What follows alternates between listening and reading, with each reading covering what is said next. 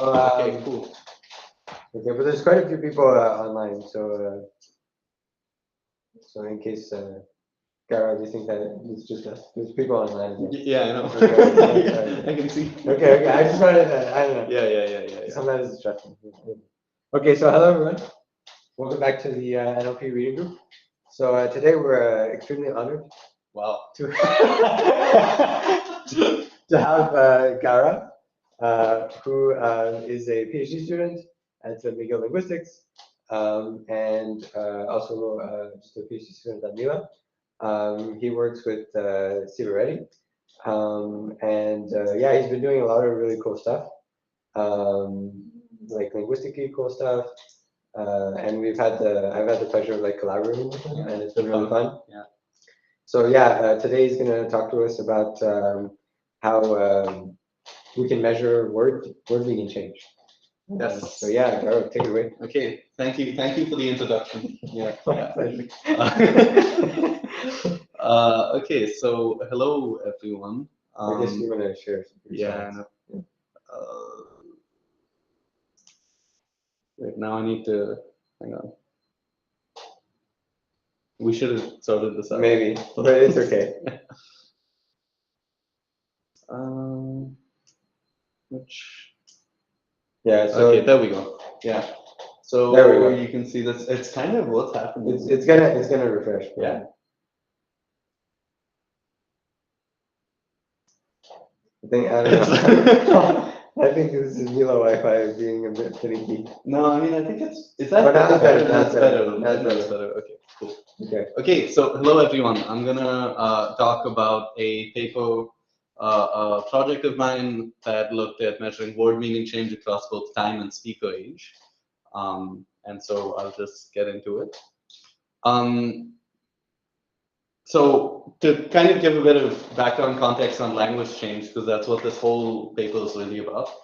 So obviously we know that like languages change over hundreds of years. That's how you go from like, ancient Greek to like the languages we have now and so on. But a lot of this change also happens within our lifetimes. Many examples of that. So a classic one is actually the R in Montreal French going from like R to H. In the 20th century.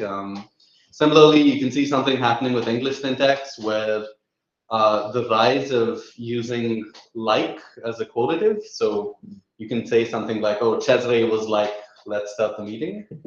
And then even in semantics, and another classic example from semantics is, say, the meaning of the word gay used to be like 100 years ago, just used to mean happy and so on.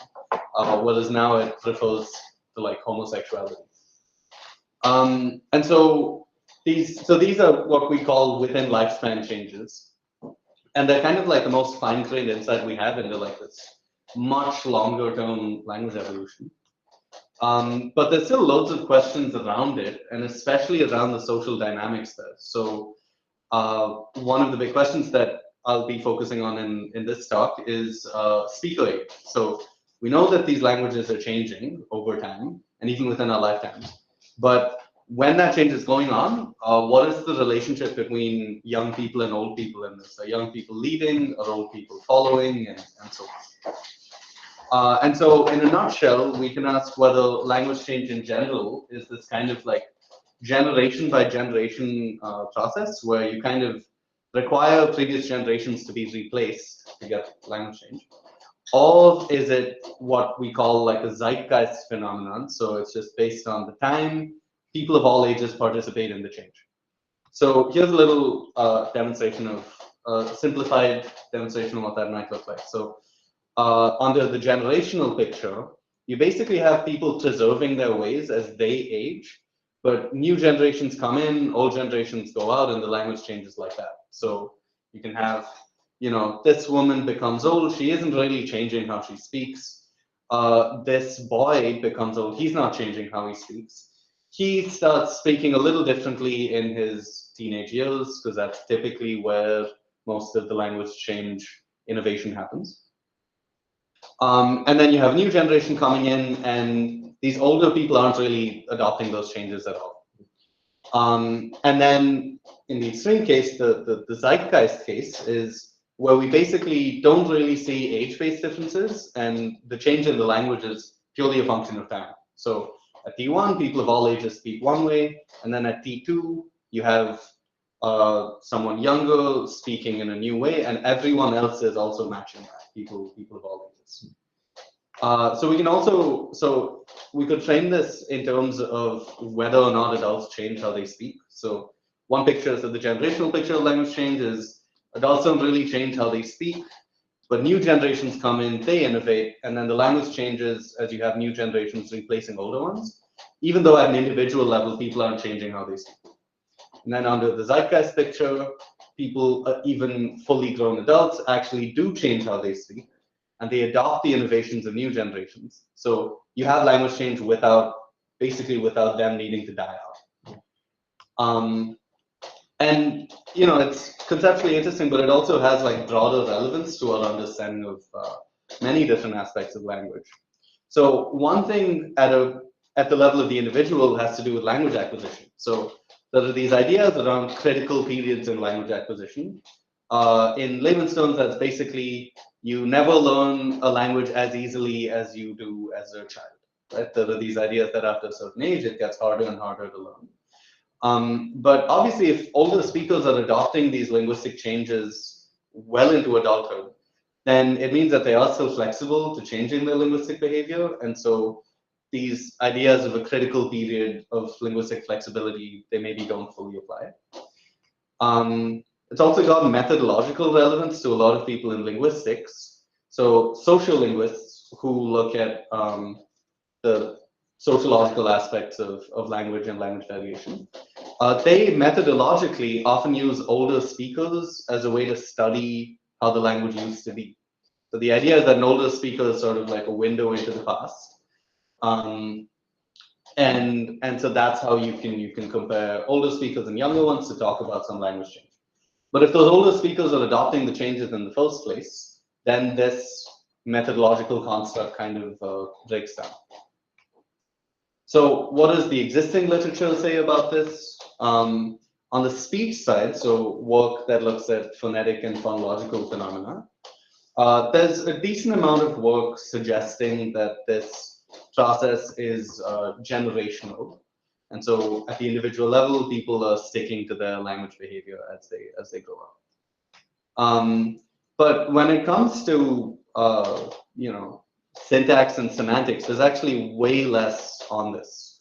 There's a little bit looking at variation in word meaning, but most of that only focuses on change over time. So no angle of like time and speaker age.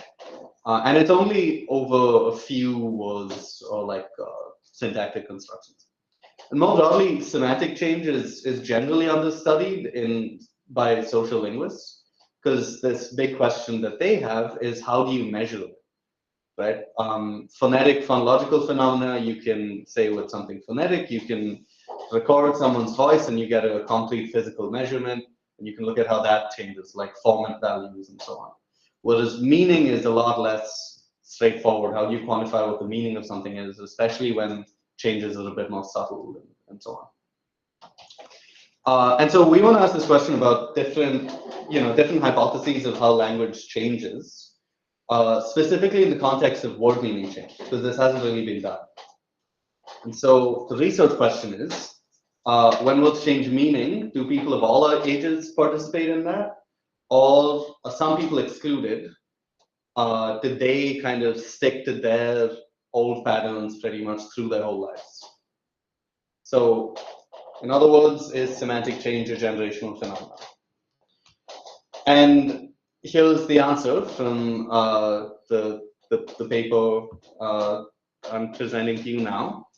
And we kind of find that it's actually, all the evidence we find is that it's not actually generational, and that people of all ages, older speakers show a huge amount of flexibility in adapting to ongoing changes in word meaning. So to get into it, there's three sort of building blocks of this study. So the first is data. So to study this kind of thing, we need longitudinal data with enough speaker age annotations, which basically means you want linguistic data that is from a long enough period of time where you can have, where you can observe word meaning change. But it's also got to come with speaker age annotations. We need to know who produced that speech or that text and how old were they when they did that. Because it's only through that that we can see at one snapshot in time, was there age-based variation or not? So to kind of be able to look in 2 dimensions. Within one period of time, what are people of different ages doing? But then also, people of a given age across different periods in time. So that's the first challenge, is the data. The second challenge is how we actually measure semantic change, right? So we need some sort of metric of semantic change that definitely allows for comparisons across time and speaker groups. What that means is that there's some, the sort of data requirements ideally shouldn't be way too high, because if you need loads of data, then that sort of makes it a lot harder to analyze differences between smaller groups. And ideally, a nice bonus is if they're interpretable. So not just looking at movements in vector space, but some sense of this is the meaning of the word that arose, this is the meaning of the word that died out, and so on. And then the last thing is a way to measure the relative effects or the relative explanatory power of time versus speaker age. So this is what our main research question is about. So we want a measure of how important speaker age is versus time in determining these word meaning changes. Okay. And so I'll start with the first one, and we'll go through them one by one. So first, to talk about the data. For better or for worse, the data requirements here are really unique, right? They have really long longitudinal data, but that also comes with speaker annotations. And so the genre that we end up using is political speech data. I'll get into the limitations of this towards the end, but the main value here is that it is data where we know who it's from, we can find out how old they were when they said it, and it's from a long enough period of time that we can actually observe changes. So we use the Stanford US congressional record data set. And this is every speech delivered in the US Congress between 1873 and 2010. So it's about 140 years of political speeches. Importantly, it's annotated for the date of the speech and also who gave the speech. And then we enrich it with dates of birth so that we can then calculate how old each speaker was when they said the thing that they said. And again, we're only able to do this because it's political speech, and politicians are sort of famous enough where you can find out when they were born. And then we use a classifier to filter out purely procedural speech. So, this being political speech in Congress, there is a lot of instances of speech that are just things like, without exception, it is so ordered, which, are just things you say in like a political, yeah. So the final result, what we're left with, is about 8 million speeches totaling to 1.5 billion words from about 7,400 unique speakers. And so here's kind of the distribution of that. If we look at the age range, so the distribution by decade, if you look at the age range, you can see that most of it is the bulk of the data as a proportion is mostly from people between 40 and 80. But the scale here is so high that even these long tails on either side, we still do get large amounts of data from people who are like 30, 35, purely because the baseline here is so high. And this is over several decades. Yeah. Can I ask a question? Yeah. What's the general sense of like the number of speakers per like, I guess, decade? Like, what's the order of magnitude of how many speakers, individual speakers? Yeah. Do you know? But by decade, I'm not actually sure. But I mean, there's like 7,400, and the size in total. No, in total. Okay. It's 7,400 speakers across the whole thing. Yeah. And the number of members of Congress is like Oh, the right. same. Oh, yeah, So right. I'd imagine it's like pretty evenly Right. distributed. Yeah, I mean, yeah, I don't know exactly how many people are in, how many members of Congress. Right. But yeah, it's like hundreds. Yeah. It's like hundreds at any Yeah, given yeah. point. Right. Hundreds, if not thousands. Any other questions? Okay. And so within this data, we're going to focus on over 100 target words that are deemed likely to have undergone meaning change. Because we want to look at words where we think, okay, there has been meaning change here. And then we can ask, when there was this change, what were kind of the generational dynamics? And so some of these we take exemplars from prior work. So there is a large body of literature on word meaning change detection. And so 21 of these are taken from existing work in this space. So some examples of this, gay going from happy to homosexual, broadcast coming to mean this like technological thing. Before that, it just meant literally to cast something really broadly. So yeah, so like the message was broadcast. Imagine that, but without the technology. It's like you just told a lot of people. Plane going from like a level, like a hyperplane, to like an aeroplane. So these are some of like these exemplars in the literature. And then we also identify another 85 in our corpus. So we use Hamilton's semantic change detection methods. These are just, you train word2vec on different buckets of your data, and then you see how much some of these vectors have changed, basically. So the word vector for plane should be different in the 2000s versus the 1930s. And what comes up here are examples like articles. So like going from article of clothing to like I read an article in the paper. Workshop from a physical place to like I'm submitting this paper to a workshop. Alienation used to be this like legal term to do with land rights and so on. And then you see it, as I'll show you, you see it become more and more about like this emotional, I'm emotionally alienated and so on. So that's about the data. So that's the linguistic data we're looking at and the words we're going to focus on. Now, the next ingredient here is a method to actually quantify semantic change. And the methods we use here, so we adapt these word sense induction methods originally from this Andrami and Goldberg paper, and then AL kind of updates it with kind of post-BERT, and we adapt these. So the high-level idea here is that you can use a mass language model, so literally just BERT.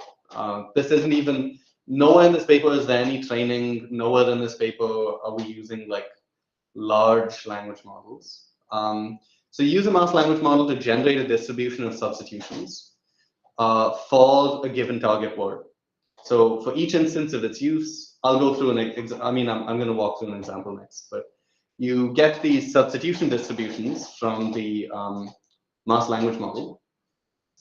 And then you can cluster these substitutions together based on which ones frequently co-occur.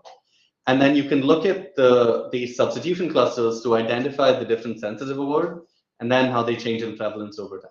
So let's see what that looks like. So to use the example of workshop as either a physical space or this like an abstract program or event, the first step here is we take sentences with the target word. So you identify all of the sentences containing the word workshop. Over here, this is across thousands of speeches. And so this is actual data. So something about a mechanic in the workshop, something about holding a workshop in Rhode Island, things being made in the workshop and the factory, and so on. And you can see they're being used in different ways in each of these, right? We have the different senses. So the first thing you do is you mask out the target word. So mechanic in the workshop, the mechanic in the mask. So you just mask them out. And then the next thing you do is you just get predictions from the mass language model. So mechanic in the blank, predictions from BERT are things like, I mean, this is literally the predictions we get. So things like in the house, in the mill, in the shop. We use a context window on either side of about like 50 tokens. So the model has some amount of context to make these predictions. I held a mask in Rhode Island becomes I held a meeting in Rhode Island, event, rally, and so on. And then one thing you might start to notice is that some of these frequently co-occur, right? So over here, we have these house and mill predictions in our substitution set. And once again, over here, made in the blank and factory, again, these predictions, we see house and mill as predicted substitutions. On the other hand, for the other two cases where the word is clearly being used in its other sense, we see a different set of substitutions frequently being predicted by the model. So meeting, event, and so on. And so we can cluster these. We just use a clustering algorithm based on co-occurrence. So substitutions that frequently co-occur get clustered together, and ones that don't are further away in the network. And as you can see, these clusters themselves typically correspond to word senses, right? So if you have a lot of predictions like house, mill, shop, and so on, then the word workshop is probably being used in its physical space sense. Whereas when you have these kinds of predictions, it's being used in this like ACL workshop kind of way. And so then what we can do is now we can go back, now that we have some idea of these words are in this cluster corresponding to this meaning. And then we can just look at the proportion of the substitutions that belong to each cluster to get some probabilistic estimate of word sense, of word meaning. So over here, we might say, okay, most of the predicted substitutions belong to this like physical space cluster. So that gets assigned a high probability of that word sense. In this case, it gets a high probability of the other word sense. And so on, based on what predictions were made for that, given that input, and what words feature in which clusters. Yeah. But you're doing like top few or something. Yeah, exactly. Okay. Yeah. So it's like you're looking at like we set it to like 10. Okay. And is it like you could set it to more? Is it like a binary probability or no? Yeah. So it's not. So it's not binary. Okay. So okay. So usually, so this, for the sake of the example, it's neat to kind of show. Oh, look, we have these two intuitive senses. Yeah. The clustering algorithm actually generates like a much longer tail. And you'll see in one of the examples, sometimes words just go through like multiple rounds of change with different meanings becoming the kind of dominant meaning. So it's not just two. Okay. Because of the algorithm, you have a really long tail of infrequent clusters. And so it's never going to be two. But you also have a lot of cases where you can tell clearly this word did mean like 3 or 4 different things over like this 100 years time. Okay, cool. And so then we calculate these word sense probabilities for all speeches containing the target word, in this case workshop. And then we're going to quantify semantic change in terms of how these probabilities change over time. And again, the cool thing over here is like there's no training at all involved in any of this. And we're getting these probabilistic estimates like for each instance of the word's use. So one speech, we get one probability. And then we can compile that to look at across the years, across people, and so on. So you say it changes over time, so you consider the time. I mean, time is when the document was. Exactly. Yeah. And do you like have a categorization? Do you work like by decades or something? No binning, nothing. Yeah. Nothing. You just literally the year of the speech. Okay. So I mean, the document. So these were speeches that were said orally and then transcribed. But you have like Ted Kennedy said this thing on April 2nd, 1990, or something. Yeah. Yeah. How you identify the different meaning of the word again? So this is the thing, right? So also you just co-occurrence of his word. Huh? I mean, you just see like. Yeah, exactly. Yeah. So this is not really going from this to mean this, that's not automated. Yeah, that is like us kind of interpreting what we see in the cluster. So you need to see the example of his prediction and then go. Yeah. Well, once the clustering happens, you can kind of get a sense. Yeah. And then as sanity checks, we looked at the words in context and so on. Did you, sorry, did you look at like WordNet? No. No, and then he's like, okay. Yeah. Maybe But I like- imagine there's like a Maybe, yeah, it's like- yeah. yeah. Yeah, that's a good point. Yeah. And so just this, before we get into any of the stuff with age, this already is giving us really cool insights into word meaning change over time. So this is, one of the figures from the paper. So using like 3 words as examples. So over each of them. So the word articles, you can kind of see until about 1940, 1950 is mostly used to mean like an article of clothing and like as like an object. And then the probability of article, the proportion of times in which people use article to mean like news or literature, that really starts to go up around the middle of the 20th century. While the kind of legal sense of like, oh, Article 50 or like whatever, is pretty constant. That hasn't really changed. But the word monitor, I found out through doing this project that a monitor is actually a kind of ship. It's like a kind of small warship. And so you see actually early on that most of the uses of this word are in that sense. Kind of in the middle of the 20th century, it's all dominated by, every time you see the word monitor, it's in the context of like a newspaper name. So like the, a Christian Science Monitor or something. It's like a publication name. Oh. And using the word monitor to mean I'm monitoring my progress on this only really takes off like 1940, 1950, and then it quite rapidly. The question is, there would be a certain amount of shift in the semantic content over time, right? Yeah.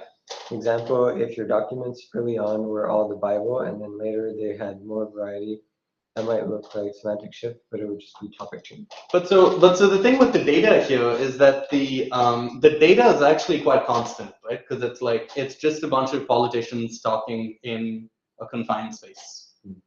So in that sense, the genre is held throughout over like 140 years. Now you can say that people are changing, to use the example of the Bible, people are getting less religious and so on, but the genre of the document is constant throughout the 150 years. And then there's also And yeah, the point about it being biased because it's collected from a political context, I'll get to at the end, because that is like an important point. I think it's hard to fully control for that, right? So for example, it could just be that in the politics of the late 1800s, early 1900s, shifts were just a lot more important than now, for example. Yeah. So that's also kind of a more subtle point about like, are we capturing like the language itself changing or just the world changing? And that's doesn't matter. right. Yeah, I mean that's something. So we definitely don't do that here. And I talk about it at the end, that this is kind of a limitation, is we're not able to distinguish between these two things. The one thing I will say, though, is that we're looking at a pretty wide variety of words. So we start off with about 100 and then really focus on about like 80, like 85, 86. And a lot of these are like, you can say, okay, in the case of the word monitor, it's like just the way the world was back then, these shifts was really important. But then the diversity of these words, I mean, the full list is in the appendix of the paper, but everything from like workshop, particle, coaches, like. Do you know, like when a new definition was introduced, like for example, for the word workshop? Yeah. I imagine it never meant workshop like now at that time. Yeah. So like, can you have like an insight on when there was? So that's kind of definition. So that's kind of, so I guess there's probably a difference between like a formal definition and people using it a lot, right? So, and I'm not sure what the relationship between those things is. Like here, for example, you can see that it's kind of at zero until like, what is this, like 1935 or something. It starts to pick up. But again, something I'll get to at the end, related to Jackie's point, is like, it's possible that these word meanings were always in some dictionary or like always accessible, but people just didn't really use them much. Definitely. So what this is telling us is, the predominant senses of words. So like the way in which most people use it. We're measuring that. But like, when was it first really identified as you can use this word to mean X? I'm not sure, and I'm also not sure that that is such a black and white thing also. So yeah. So this is before we even get into any of the age-based analyses. So now the final thing, we now need a way to measure the effect, the relative effect of just time versus speaker age. And the way we do that is we use generalized additive mixed effects models, or GAMs, to model. So we're going to model word sense probability as a function of speaker age and time, while also being able to account for these baseline differences between different speakers, different sessions of Congress, and so on. So this is why I'm working on exactly. Yeah. No, it's like all the GAM stuff was, yeah. So the kind of TLDR on GAMs. So what is a GAM? It's basically just a regression model that fits arbitrarily nonlinear data. So they're highly flexible statistical models that allow you to fit arbitrarily nonlinear data, and the kind of parameters that dictate how nonlinear, like the degree of nonlinearity, that itself is something optimized by the model. But you also get these things like measures of statistical significance and so on that make GAMs really appealing for this kind of analysis. And maybe more importantly, because they're mixed effects models, they account for grouping structure in the data. So what I mean by that here is, a very important point is that like some speakers are going to have higher baselines than others for reasons that we're not really interested in. So for example, some speakers are maybe just more likely to talk about workshops in like an academic sense than a physical sense. Maybe someone's from a constituency with a lot of like welders, and another person, it just likes to attend a lot of conferences.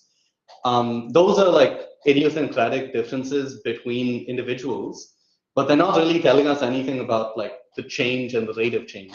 So we want to account for these sort of like differences that aren't about speaker age and time.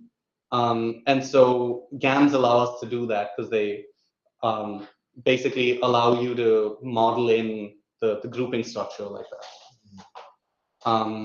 And so this formally, this is what the model is, and I'm gonna break this down.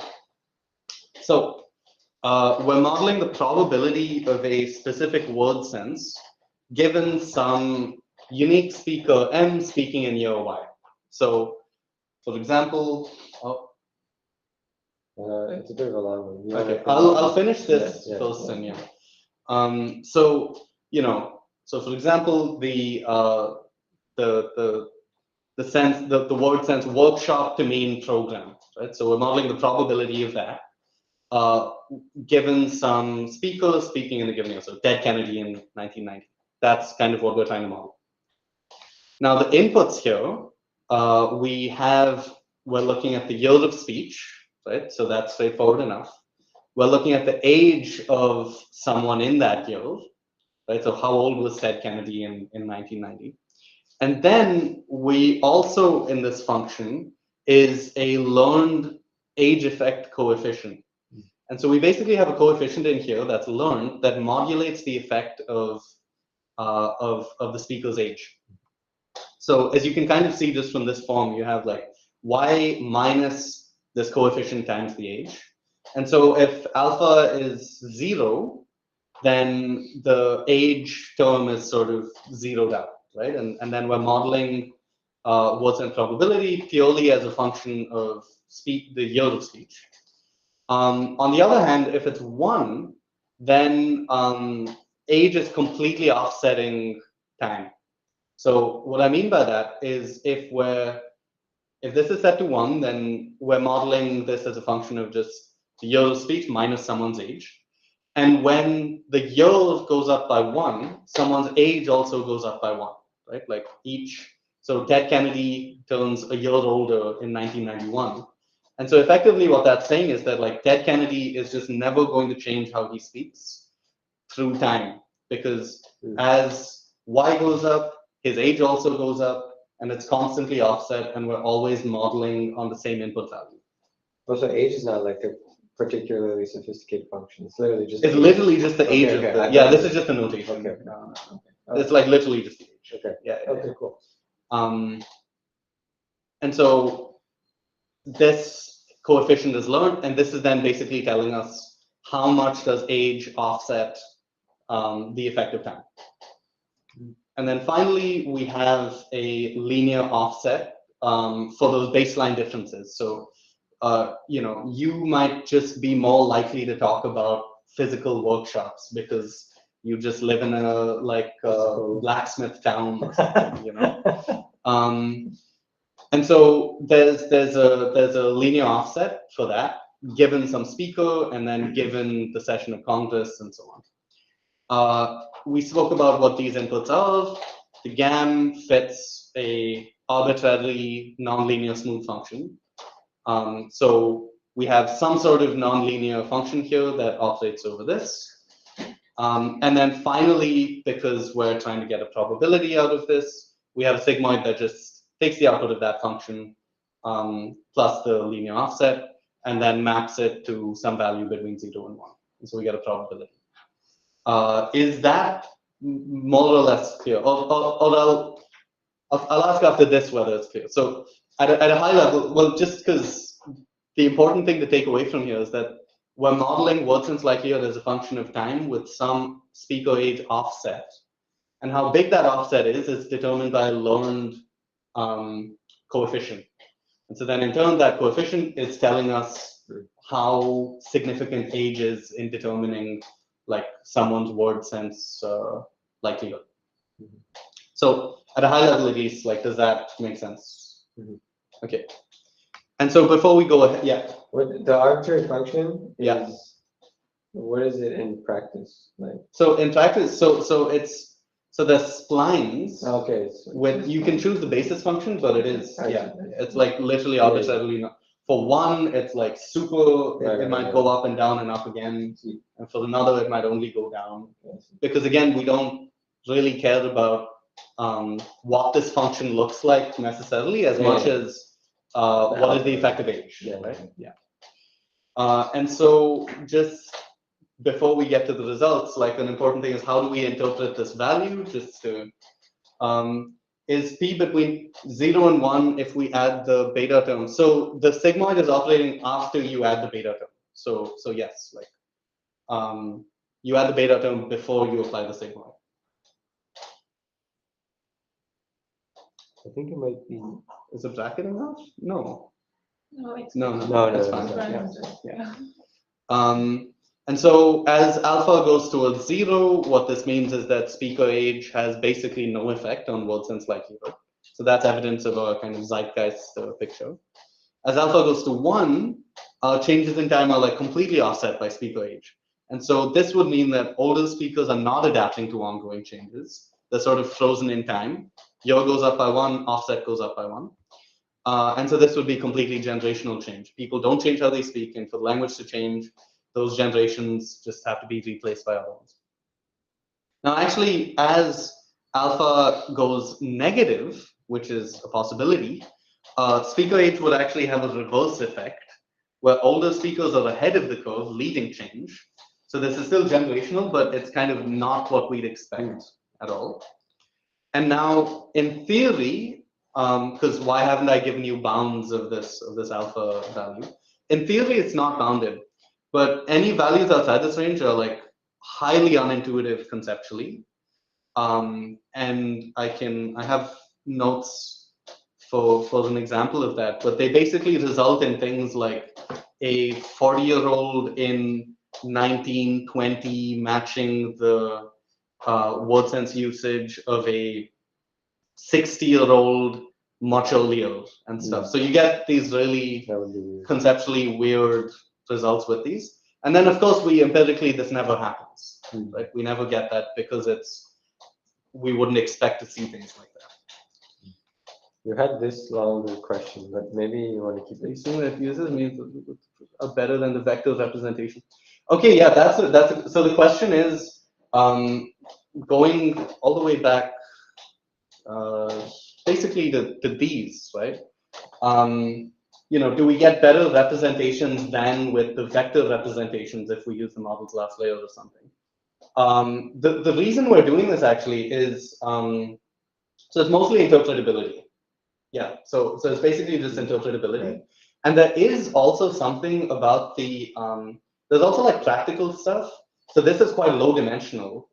And so memory wise, it's also a lot easier than saving huge, vectors and so on. But yeah, it's mostly about the interpretability. Okay, so let's visualize some of our results. So we fit these GANs and we get all kinds of alpha values. And when we plot the predictions from our model, we can see what these values mean.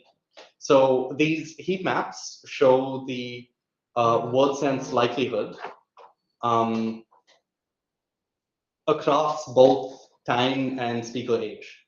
So for example, here we see, in this case, we see what is the likelihood that the word monitor was used to mean like monitor my progress, like observe, both across every like time and age combination. So we can predict, so the model predicts, okay, a 40-year-old in 1900 versus a 60-year-old in 1940, and so on. And you can see where this change starts to take place. Sort of 1960 onwards, people suddenly start, there's much more of a prominence of this sense of the word. But as you can kind of see, there's no real age differences here, right? Like everyone adapts to this. Everyone gets on board pretty much at the same time. And within just a decade or two, you have a pretty high probability that the word is meant in that sense. So that's what alpha is like close to 0. Now, when it's a little higher, you can see, so this is plane to mean like level, like a hyperplane. And here it's actually decreasing in prominence, obviously because of airplanes becoming more and more of a thing. But if we look at how this probability falls over time on the heat map, you can see that older people kind of lag behind, right? So 40-year-olds in 1940 have kind of stopped using it. 60-year-olds stop using it by a little later. 80-year-olds stop using it by a little later. And so you have a bit of an age effect. And then when it's even, as it goes towards 1, you see that offset is kind of stronger and stronger. And basically old people lag more and more behind the direction of change. And so we see a bunch of different values, but across all of the word senses we study, here's the distribution of these alpha values. Right? They're mostly close to 0. So the vast majority are like around 0.1, 0.15. Even though, as I'll get to, we have a couple more interesting cases. We have a minority of negative values and so on that I'll get to. But most of them cluster around 0. And so then we try to estimate, okay, let's estimate an average effect across our data. Instead of taking a naive average, each of our alpha estimates, we're estimating with a different amount of confidence because we're getting different amounts of data for each word. And so we have different standard errors for each time we estimate alpha for like a different word sense. So here, for example, is a plot including every single estimate from the study, but along with the confidence intervals for those estimates. You can see that a lot of these are kind of, they may appear above the estimated probability may appear non-zero, but then when you factor in like the confidence interval, it's not statistically significantly above 0. And so we fit this Bayesian meta-analysis model to kind of try to estimate an average an underlying average value given these different amounts of confidence in each of our estimates. And we estimate on average that this alpha is about 0.13. What does that mean? So at 0.15, and I'm rounding it up just because we get nice round numbers by doing this. If alpha is 0.15, then the system predicts that a 6-year-old in 1960 is going to match a 40-year-old in 1957. And basically what that means is older speakers, someone who's older by 20 years lags behind only by 3 years. So it's going to take them 3 years to reach how the 40-year-old sounded at the time. But the 40-year-old continues to change, so the lag continues. But it's basically just saying that like this person is 20 years older than a 40-year-old, but they'll only take 3 years to catch up. Now, a couple other points. One thing is, as you might have seen in the histogram, we have a small number of word senses where we actually fit negative values. And for these, the interpretation is that older speakers are actually very slightly leading the change in these cases. And how robust is this? Is this a common phenomenon that like old people actually lead language change? Would require more study, but in some cases you can maybe see why. So I suppose using the word glue in a metaphoric sense, old people started doing that first. Maybe. So these results are pretty counterintuitive, and so they're kind of like initial evidence that maybe older speakers actually can lead language change in a small minority of cases, but it would need further research to kind of back up that idea. And then the next thing then is we can also ask at the level of the individual. So all of these results are like aggregating everyone together. But if we look at one person through their lifetime, are people able to change the way they use words significantly to mean different things? And the answer is yes. So we can only do this for a few people, for a few words, because of like data requirements. But so here's one example of the word outstanding in the context of like outstanding debts. Like, this is still remaining, I still need to do this. And all of these very prolific politicians, you can see actually pretty significant variation in how they're using this word. And then the same in the relative decline of ceiling to mean only an architectural ceiling, instead of, this vast decline is because people started using it to mean like, the debt ceiling and so on, and like more of a metaphorical way. So we see this variation at the individual level as well. And then finally, we can ask, are the dynamics of language change, are those changing over time? So is language change becoming more generational or more zeitgeist? Are things kind of speeding up or slowing down? Are these intergenerational differences becoming bigger or smaller? And the answer is not really. Like the effects we see are pretty constant over time. So this is looking at words that underwent most of their change at different points.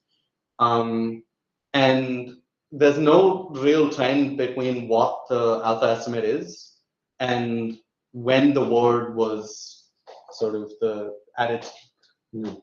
So there's no evidence that like this is a dynamic that's changing, which is maybe a little surprising because we often think of like, but now with technology, you get exposed to so much more and so on, which it's just interesting. There's another question by Shira about maybe the role of like hierarchy. Yeah. I'll get to the stuff around the data at the end. But yeah, that's a really good question. Okay, cool. I'll wrap up quickly so that there's time for questions. Yeah. Okay, so is word meaning change this kind of iterative generational process? What we find is probably not. Strong evidence that adults of like all kinds of ages are participating in this process, and sometimes older speakers even like lead the change.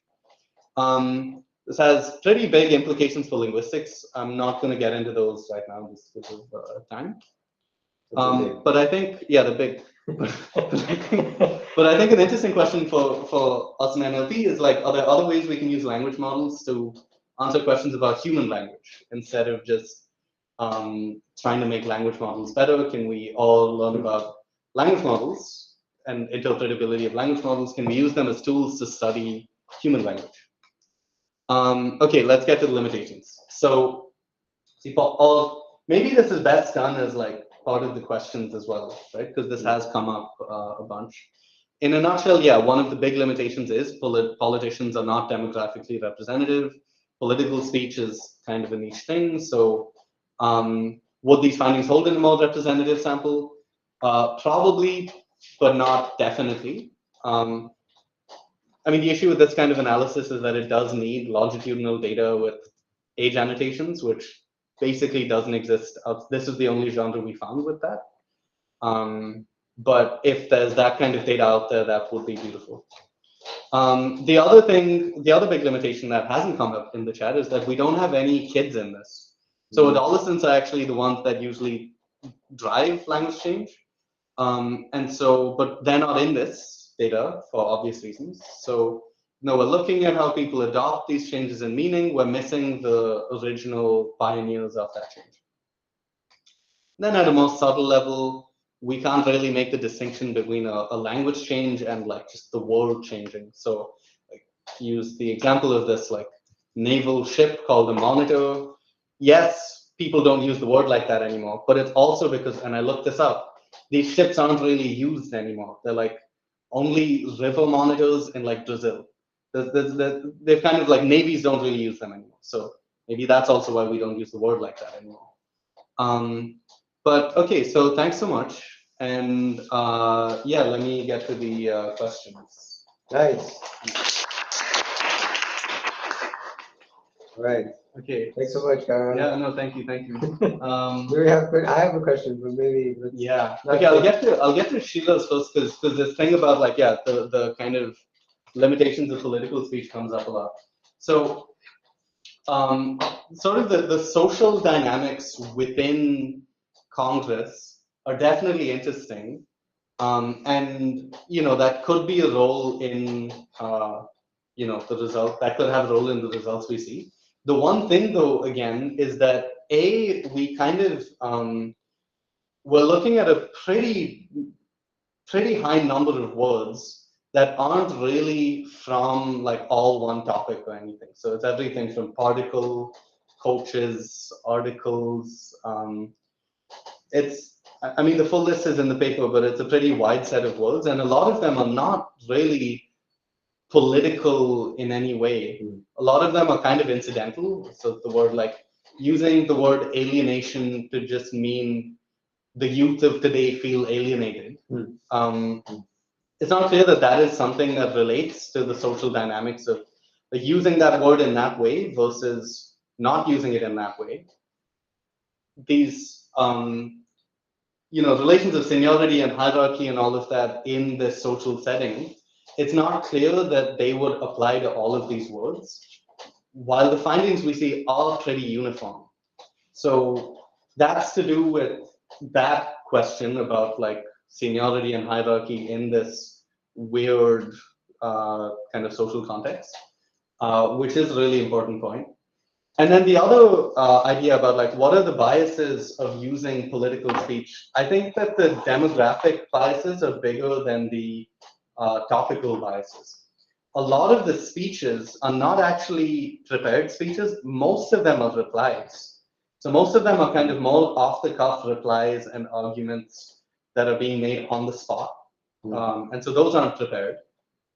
And a lot of the words are not things that people would think of. They're not words like the word woke, which is highly politicized in the way that has changed meaning. A lot of them just have to do with like the word major being used to mean significant or big. I don't think that's something that people maybe consciously think about.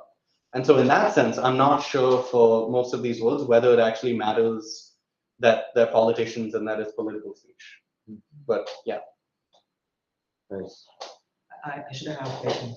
So is it possible that a change in topic in the speed change over time in the content of affect this result? What do you mean? I mean, for example, in 1 year, Yeah. topic that the content speaking is Yeah. about this topic. Yeah. And in the next. Yeah, exactly. So some of the statistical modeling, we try to account for that. That like some, this session of Congress, they were all talking about this thing. Some of that we account for with the offsets in the statistical models. So yeah, between that and the inter-speaker offsets, that should be accounted for. Yeah. Nice. Any other? Yeah, I have a question. There might be also like an effect that like it's like a group of people from Yeah. a lot of ages, right, talking all together. Yeah. But they might like converge into some Yeah, common Yeah. vocabulary that they might not. For example, maybe all the 60-year-olds when they talk together, they talk like they used to talk. Like Yeah. That Yeah, maybe that's really good. converts Yeah, converts that's to it. something Yeah. mutual or something. Yeah. Like Yeah, not that's really- really, that's like a really good point. And that obviously, there's no way of, well, maybe there is a way, but like we don't look at that. Mm. And I guess that's like a broader point about like, even outside of Congress, right? It's like even just day to day, we can say one thing about what the state of the language is right now. Mm. But you're right that like, yeah, the state of the language on average is one thing. But if all of the 20-year-olds are talking to 20-year-olds and all of the 60-year-olds are talking to 60-year-olds, it's going to look different. Yeah. So yeah, I don't have an answer to that in this, but it's pretty interesting. But I do think though that like, yeah, if we're interested in, we're kind of capturing like an average effect, because you could say the same thing about society at large. Yeah. That like, do we have people of different ages all talking to each other, or do we have these kind of bubbles? But yeah, I think we're interested in the average effect, but yeah, it's like, yeah, it's really cool. Yeah. Do you have any idea of how it would behave for another language? Yeah, so that's the thing. That's actually like hopefully an extension of this. But it's again, it's all about the data, right? Like the methods are now kind of all there. In theory, this pipeline could be applied to any language, but you need the data that is, again, just longitudinal data with speaker age. We actually, in the beginning, we wanted to do it for the Canadian Hansard corpus. But then just in the way it's been digitized, there's no distinction of, you can get all of it in French and you can get all of it in English, but you don't know the original language. Like, But you oh, that's surprising. no, but then it's been translated by someone. Yeah, you don't know the source. Yeah, we don't know whether the original person said it in English or said it in French. But there is, like, we just saw there's like a Swedish corpus of like 150 years. And so you could do the same thing for that. If there's like the French assembly has been. I think the UN has something. Okay, cool. With multiple languages. Okay. Oh, yeah. Okay. Yeah, then that's like a I really think so, cool extension. Yeah. It's still political. Yeah, but it's it like gives you the multilingual. yeah. Yeah, that's cool. Yeah, nice. Also something like I noticed in the first slides when you showed the distribution of ages of the people. Yeah. It seemed like in the 80s people were younger. Yeah. It's true. They Yes. used to. I don't know, probably they died. No. Even though you're young. Where did it go? Yeah, sure. Yeah, they were like younger, right? Yeah, politicians were younger. And this is the thing. It's like not only were politicians younger, but I think older politicians dominate more now than they did before, which maybe shows in this. So this is saying the word count by age. So I think like the median age had shifted. And also what's kind of shifted is like old people, I think, dominate more now than they did. Yeah, it seems before. like It's kind of moving like this, yeah. And does it have like an effect on your analysis? I don't really think so, because we're like modeling across the whole. That's basically to say that like some pockets of the kind of age time, like the age time plane, some pockets will have more data than others. Maybe it's easier to find young speakers in the past than it is now. But that is the point of the statistical modeling here, is to like model the whole distribution. So yeah, so it should, no, it's, yeah. Cool. Very cool. Okay, I think we're good on questions. Okay. So let's thank Gaurav again. Thanks a lot, Gaurav. It was great. Thanks so much. Thank you.